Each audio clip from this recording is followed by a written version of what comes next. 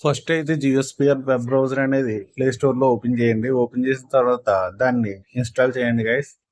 Install చేసిన తర్వాత మనకి అది ఇన్స్టాల్ అవుతుంది. ఇన్స్టాల్ అయిన తర్వాత మనకి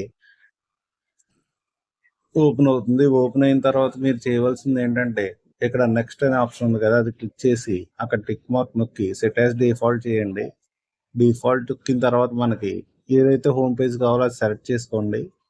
సెలెక్ట్ చేసుకున్న తర్వాత మనకి ఈ విధంగా రావడం జరుగుతుంది అనమాట.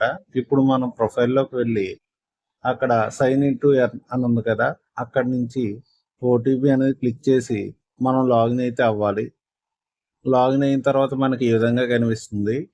ఇక్కడ నాకు 30 కాయిన్స్ అనేవి ఆల్రెడీ ఎర్న్ చేశాను నేను. అలాగే మీరు కూడా ఎర్న్ చేసుకోండి. జస్ట్ ఏంటంటే ఈ వెబ్ బ్రౌజర్లో మనం బ్రౌజ్ చేయడం ద్వారా మనకి కాయిన్స్ అనేవి రావడం జరుగుతాయి అన్నమాట.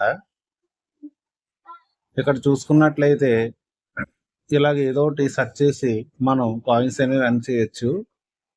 దీని విత్‌డ్రా ఎప్పుడనేది ఇంకా క్లియర్‌గా చెప్పలేదు.